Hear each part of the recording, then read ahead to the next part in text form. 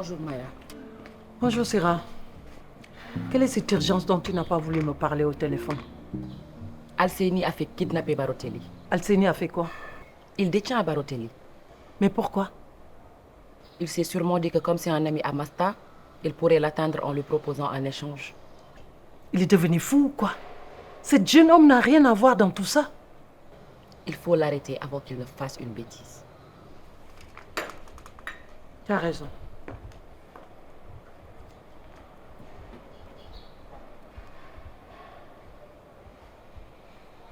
Il est injoignable. Tu sais Maya, je ne veux pas que tu aies des problèmes avec Alseni. Mais je peux m'occuper de ce cas. Si tu m'en donnes l'autorisation, bien sûr. Tu as mon accord. C'est parfait. Je crois savoir où il détient le jeune homme en question. Si tu le retrouves, dis-lui que je veux le voir. C'est parfait. Je vais aller me changer mon occuper.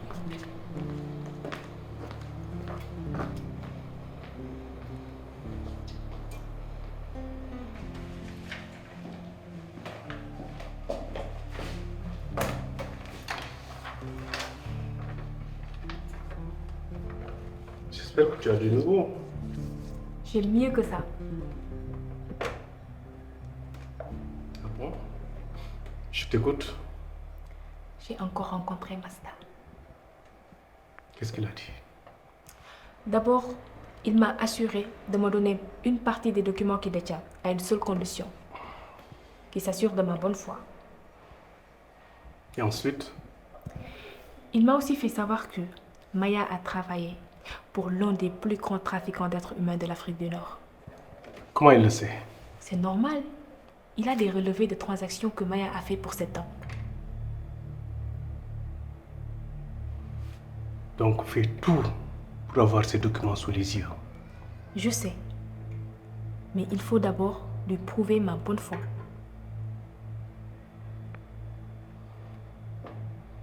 C'est vraiment du lourd, si c'est vérifié. Je sais aussi que Maya est actuellement à la recherche de Masta.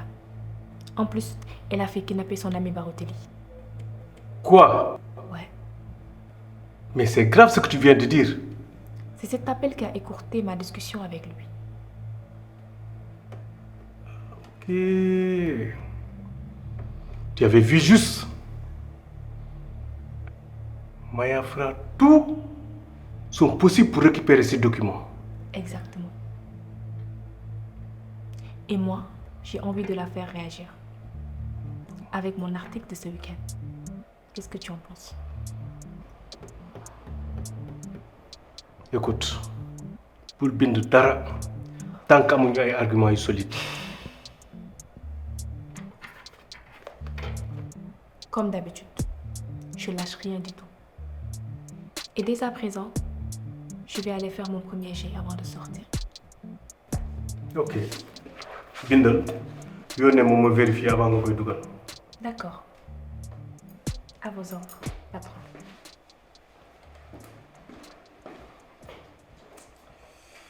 Je ne sais pas ce que vous voulez, mais si c'est de l'argent, on va faire sur le dos. Ah! Il la gueule. Barotelli.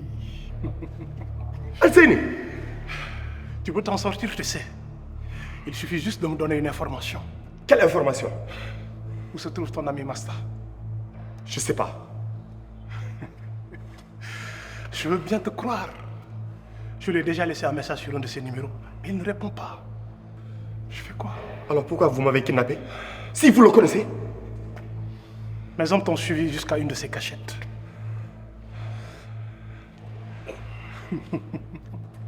Pardon. J'ai l'impression que tu ne veux pas me dire ce que je vais entendre. Je suis donc obligé de te faire souffrir. waaw ami ba jàmm man de daw naa ba sonn sa woote bi dafa brusque. Gaajo de bëgg mu nekk jàmm moo tax ma wóolu la fii nga ñëw toog fas yéene waxtaan ak gaawe ma lu xew. dangay doxaan xale bi ñuy wax fii. man mii gaajo man mii mannequin bu ndaw bi ndax danga koy doxaan. mannequin ak man doxaan kan mooy kooku. ba nga ñëwee l'autre jour ci magasin bi laa leen seen yéen ñaar ngeen taxaw na le waaye nag dama ci njortoon ba mu dugg see fii laa dégg muy wax ne yow sugar dadem nga. lu sugar la. sugar daddy. mooy lan loolu. faru paawam.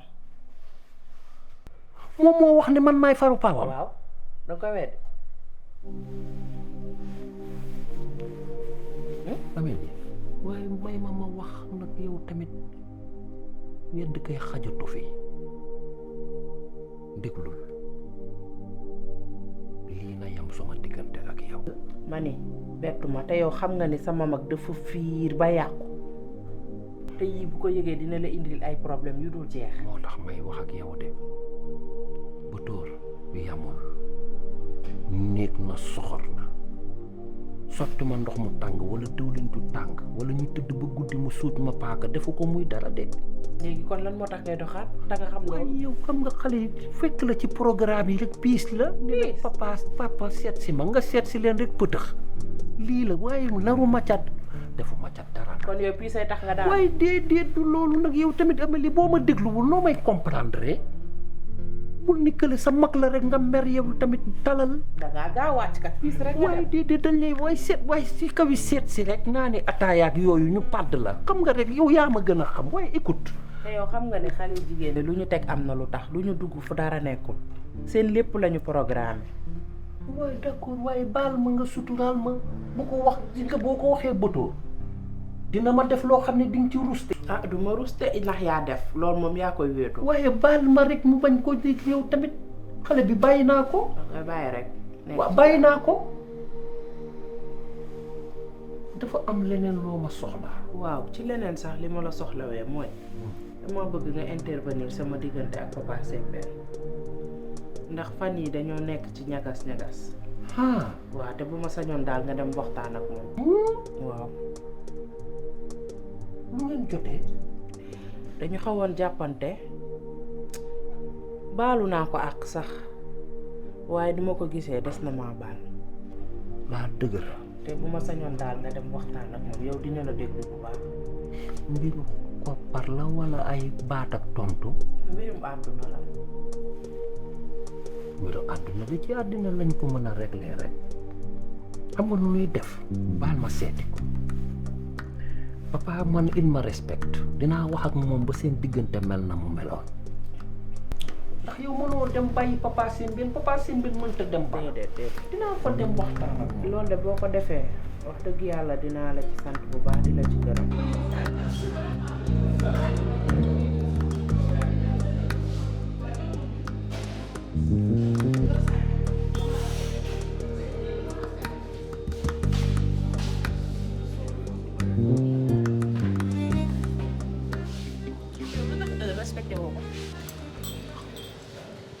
Time is money.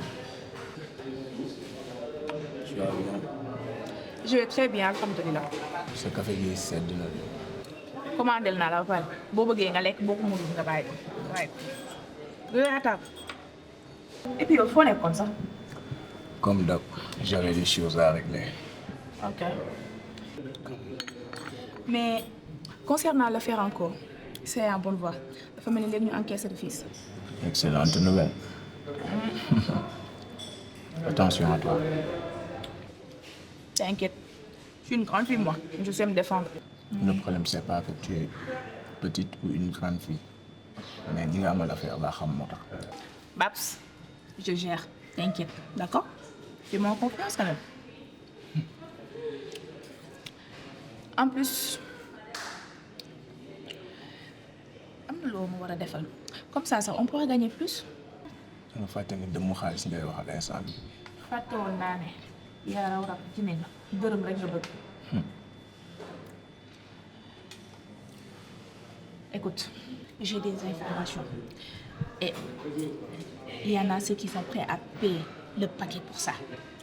Tu sais ce que tu dois faire, non? Pour la prochaine fois. boo amatee information yu mel nii. tu les envoies ba pare nga doog ma ko wax. Ok.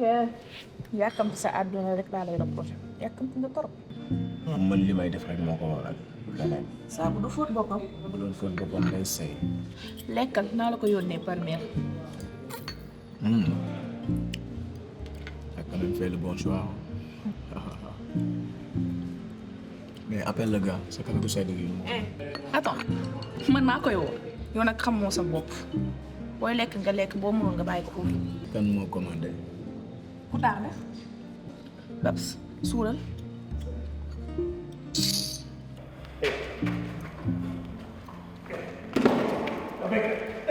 Tu as sûrement entendu dans les films la technique de la noyade artificielle. Pas ça. Non. Assez, calme-toi. Qu'est-ce que tu fais ici? Comment m'as-tu trouvé? Tu sais très bien que je connais toutes tes planques dans cette ville. C'est ce que tu crois. Tu as juste eu de la chance. Libère-le. Il n'a rien à voir dans tout ça. Tu sais que ce n'est pas vrai. Sinon, pourquoi Massa t'a envoyé pour venir le sauver? Il ne nous laisse pas le choix. Il veut qu'on le libère. Sinon, ma patronne fera la une de toute la presse demain. Il bluffe. Il ne peut pas perdre son seul moyen de pression. De toute façon, c'est Maya qui demande à ce qu'on le libère. Et si tu t'obstines, tu sais très bien que tu as beaucoup plus à perdre qu'elle. Libère-le. Il fait une grosse connerie là, ta patronne. Tu peux lui dire toi-même. D'ailleurs, elle a essayé de se joindre à plusieurs reprises. Détachez-le. Emmenez-le à la voiture.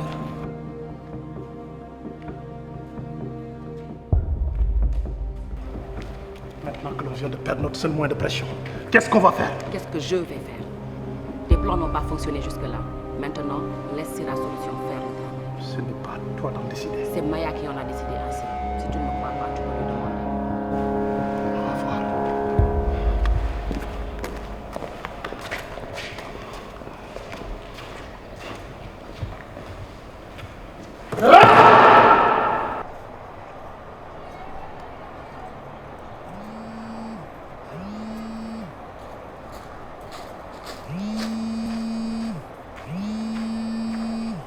Allô?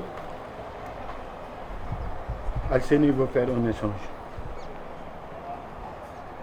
Maintenant, c'est devenu personnel entre lui et moi. Mes gars le cherchent, mais ils sont nuls. Il y a quelques minutes, Sida m'a appelé. Elle m'a demandé de lui donner l'heure. Elle va retrouver Barotelli.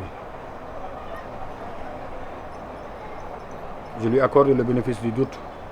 Mais si elle ne m'appelle pas, je vais vous envoyer une partie des documents et vous faites une publication. J'ai reçu un nouveau message. Là, c'est plus précis. Au moins, je sais qu'il reste le bug. Et comment on va faire alors? Ne t'inquiète pas. David n'a pas une solution pour régler le problème. Il t'en a parlé? Vous vous êtes vu quand, Manou Madara? xamatuma sax mais daal dinañ xam ne kan moo nekk li ñuy def sa groupe bi. léegi man naka la war a def? wanal David message bi moom dina la wax loo war a def.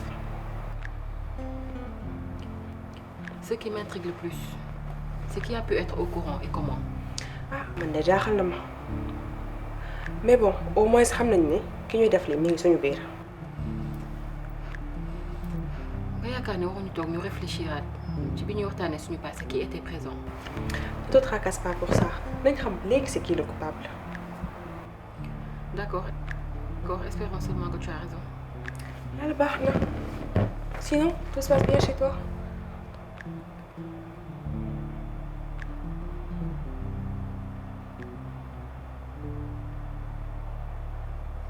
waaw naka def nag maa ngi fi papa naka Batoor ma nga ca kër ga rek mel ni chef d'entreprise. Batoor dafa bëri maanaa saa yu yeewoo rek mel ni kuy signé ay document yu kenn man daal Batoor daal torop Batoor daal jaaxal na ma rek papa na nga def ak coono. ñoo ngi ci kawam xanaa xaw a bëri tuuti metti rek mais sant yàlla.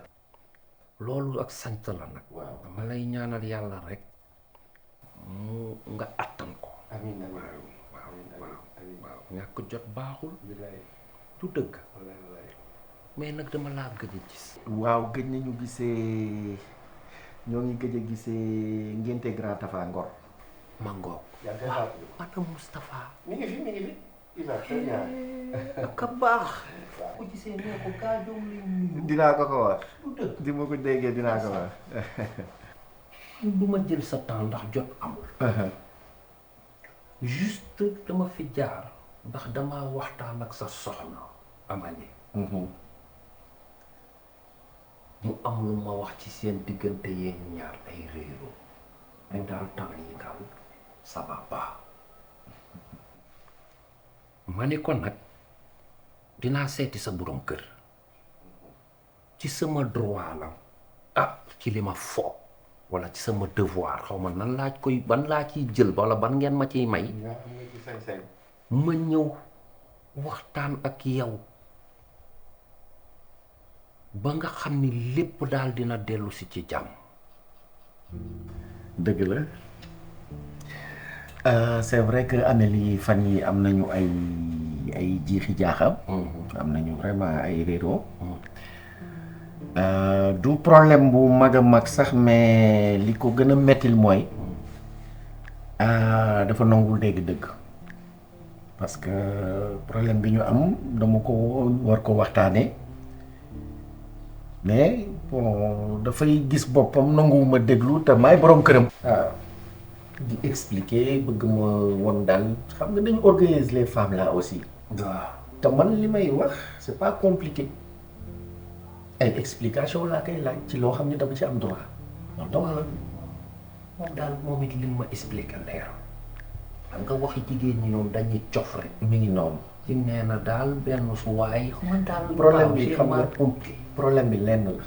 moom bi mu fi jógee dem Dubaï. waaw moo bëtóor. waaw dañ doon business. ba mu demee mu am lu mu seq ak benn waay ba signé fa engagement. jël yenn risques yi signé fa këyit. donc man bi ma demee ba ci biir ba découvrir lenn li ma woo ko pour mu leeral ma mais mu gis boppam nangu mu wax di indi coow ma ne ko nag ça ne va pas se passer comme ça lii mu indi coow li. mbaa du. non du côté boobu. wax dëgg yàlla sur ce plan j'ai entièrement confiance en elle. ñoom moom xam nga du ñu caaxaan kat. waaw donc problème bi du loolu. mais problème bi mooy li mu signé. li mu signé engagement la et puis c'est des grosses sommes qui sont en jeu te li ko gën a mettil mooy waa ji mi ngi fi ñëw na ba pare topp ko di ko harceler wa ma woo ko di ko laaj parce que man comprendre ma mu gis boppam indi problème mais li ci gën a graaw mooy waa ji dañ ko agressé mi ngi hôpital agression bu metti te moom mun na xalaat ni man dama ci laale wala Amélie loolu mun na indi problème non on est bien d'accord. dëgg la. lii tong la du leneen. waaw li nga wax yëpp dégg naa ko waaye ndax mën nga ma permettre mbir waaje ma wax ak moom fan la ne ak ban hôpital la. ça je ne sais pas man waaji xawuma xam naa ne daal mi ngi hôpital. léegi non xam nga looy def. boo buggee information yi gën a leer. da ngay laaj Amélie. comme ça waay la. moom dina la jox information yi. mais man fi ma toll nii il faut que moom mu leeralal ma lenn li ñu mun a avancer. papa yow yaay borom kër Amélie Mbaye. waaye man it duma ko bàyyi ndax suma soxna la. il faut ma nekk ci wetam te yow mii bëgguma nga wan ko gannaaw parce que lii ma expliqué nii gannaaw nii la demee xam naa ne li mu la waxul rek moo la naqari. loolu moo ma metti. très bien dinaa ko régler dinaa dem ci Amélie wax ak moom. amul problème yow loolu am nga ko ci man cër boobu. waaw. dina waxtaan ak moom. mais yow ne ko mu wàcc. man boroom këram laa. incha allah dina ko def sax. te li may dox nii c'est pour elle. waaw c'est pour sa sécurité. waaw dina ko def. donc yow na nga waxtaan ak moom. dina ko def. yow nag maa ngi rafetlu say tànk. c'est normal. waaw c'est normal ñëw bi c'est normal. bàyyi rek man ma tàmbali jaar fi ma bëgg a jaar. baax na maa ngi dem.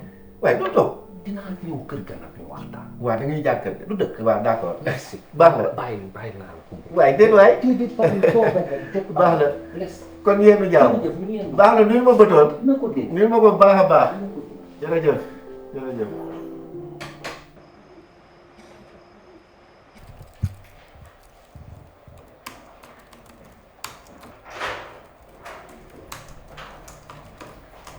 Ils sont arrivés très tard hier dans la soirée. Tu sais ce que tu as à faire? Oui.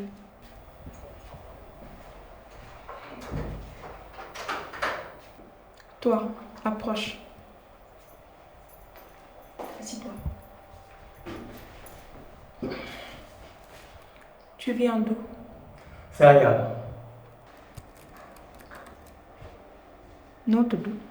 Mor Ndiaye. yow yaa bëgg a dem Espagne. waaw maa bëgg a dem Espagne kay. am nga xaalis bi. am naa xaalis bi waaw. jox ma.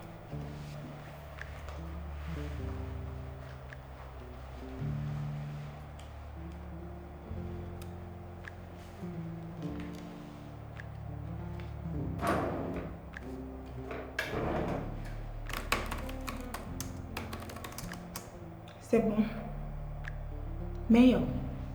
lan moo tax nga bëgg a dem Espagne ak sa xaalis bi mais war nga mën a commencer dara ci sa réew. sama réew dara doxul te mun ma fi investir dara te dama yor njaboot yor sama yaay yoo xam ne mu war a dundal sama jabar instant dafa am wëlis. dëgg la man mënuma laa tere def yow li nga bëgg a def mais ci sama gis-gis am na beneen yoon bu dul bii. ndax lan nga war a tayle sa bakkan yoon bi métti na. ndax bu fekkee damay tayle sama bakkan sama yaay moo tax may tayle sama bakkan ndax sama yaay dafa sonn trop si moom ñu defal ne xaalis bi ma la jox ne moo ko tàggi natt jox ñu ko te man instant yi dimbali sama yaay kese laa ci gisuma leneen sama àdduna loolu kese moo ma ñor. dëgg la man mënuma laa tere def yow li nga bëgg a def mais ci sama gis-gis. am na beneen yoon bu dul bii ndax lan nga war a tayle sa bakkan. bu jëree tayle sama bakkan sax dinaa ko def ndax man maay sama taaw yaay bu jëree tayle sama bakkan sax dinaa ko def bu mu fay yem fa amul leneen loo xam dinaa ko xalaat sama ginnaaw ndax tey booy xool kër gi metti na trop sama yaay bu xëyee 5 heures du matin lay yeewu dem marché di jënd li nga mën a dundee bu nga xëyee bu toogee tey suuf du toogaat day xëy tànnal ceeb xale yi mën a lekk man mii taawam damay génn kër gi xaw ma si dara lu ma xam mën naa si jàpp moo tax mu jël xaalis bi jox ma ko tey bu fekkee damay tere sama bakkan si dinaa tere sama bakkan toog.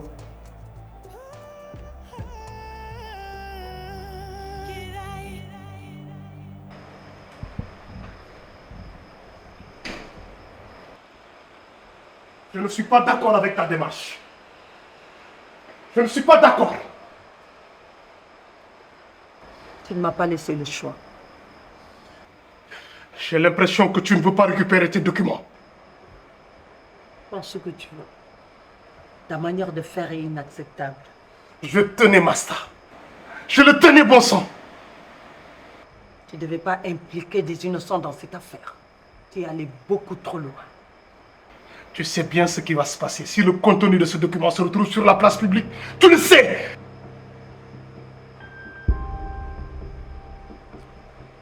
Tu penses que faire du chantage à l'homme qui détient le document va régler le problème? Cet homme n'est pas prêt à négocier. Tu lui as parlé? Tu as essayé plutôt de l'éliminer, non? Si tu me laisses faire, je peux retrouver les documents.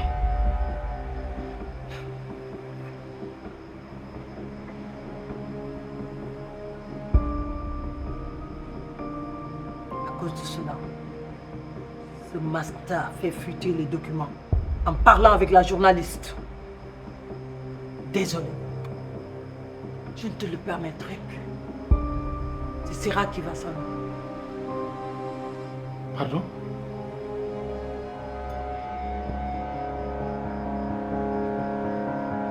mes cartes ngay dakk ak li ma la defal yëpp. Qu'est-ce que tu as fait pour moi? problème bi xuus naa ci ba noppi ma dellu ginnaaw kon defal li ngay def ma def li may def. Attention.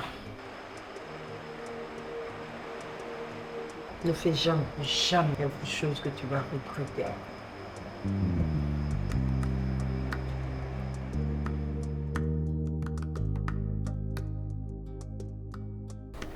J'étais avec Masta, maman bi ñu koy annoncé sa kidnapping. Ah d'accord. Man de gars yi dañu bëggoon utiliser comme monnaie d'échange mais liñ ma doon laaj ak li ñuy wax yëpp xamu ci dara billahi. J'espère qu'ils n'ont pas violenté. À part vouloir me noyer, ils n'ont pas eu le temps de me frapper. Dëgg na yàlla. Je suis vraiment désolée pour toi.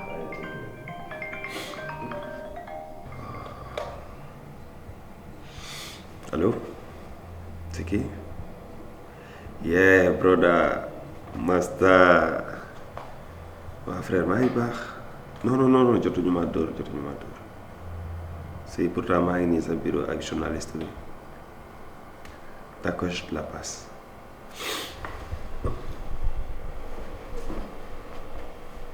Allô? Apparemment, il va bien. Heureusement que Syrah est venue à temps. D'accord, j'attends ton message alors.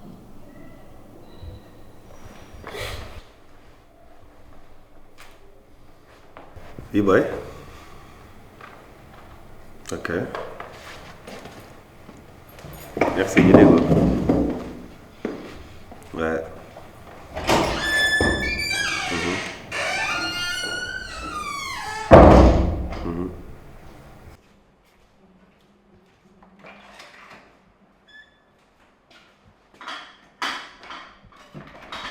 Bonsoir mon cœur. J'ai hâte de parler. Et qu'est-ce que j'ai encore fait? Je t'avais demandé d'arrêter de violenter Solange. Oui, mais tu la connais. Elle me laisse pas tranquille.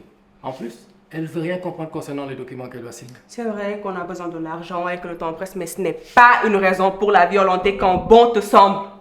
Écoute mon cœur. Quand je viens ici, c'est pour trouver la paix et passer du bon temps. Alors s'il te plaît, laissons ces choses et parlons-nous. Je n'ai pas la tête à passer du bon temps. Je veux que tu sois plus responsable et malin. Ouais, mais arrête, qu'est-ce que tu veux à la fin? Je veux que tu sois plus responsable. Traite Solange avec respect et romantisme et gagne ses faveurs. Mais c'est ce que je fais, non? Fais beaucoup plus d'efforts alors. Sois déjà présent dans sa vie. Et ça veut dire quoi ça? Rentre déjà chez toi et reste auprès de ta femme. Écoute, c'est ici que je veux rester. Rien que pour cette nuit. Non, tu rentres et tu vas bercer ta fille.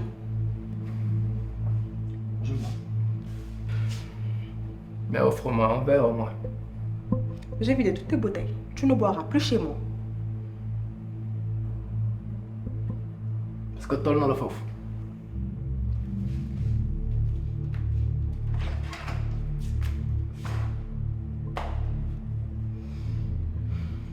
D'accord.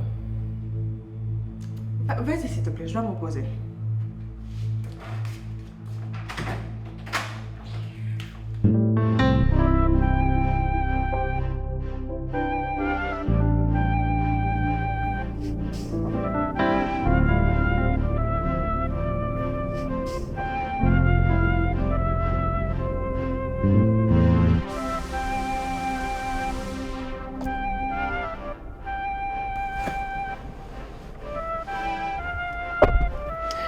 J'y ai pas cru quand vous m'avez appelé.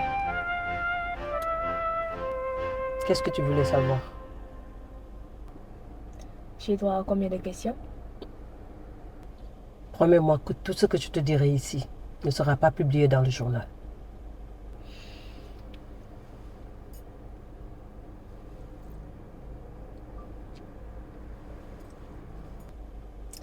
Néanmoins, je me garderai de publier quand même toute information que je jugerai sensible. Pose des questions.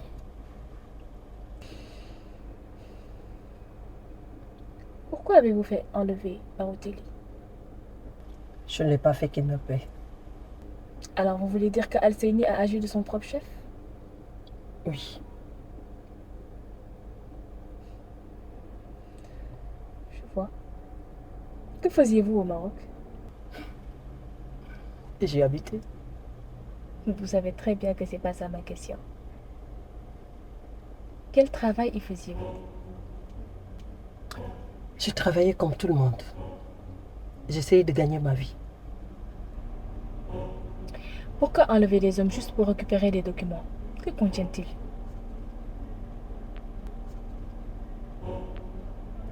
La vie de plusieurs personnes serait menacée si ce contenu venait d'être divulgué. Alors dites-moi au moins qu'il y a Aïssatou Bari.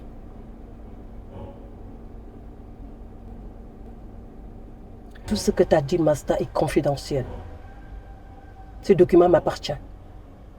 Et je ne vais pas parler de leur contenu. Tu peux poser des questions sur ma vie politique et mes activités. Mets de côté ma vie privée. Ok? Descends. Je ne ferai pas. Tant que vous ne me dites pas ce qui se cache derrière ces documents qui ont coûté la vie à des hommes. J'étais en Gambie, figurez-vous. Alors, vous n'arrêtez jamais. Le jour où vous allez décider de me dire la vérité, je vous promets de vous faire le plaisir d'arrêter.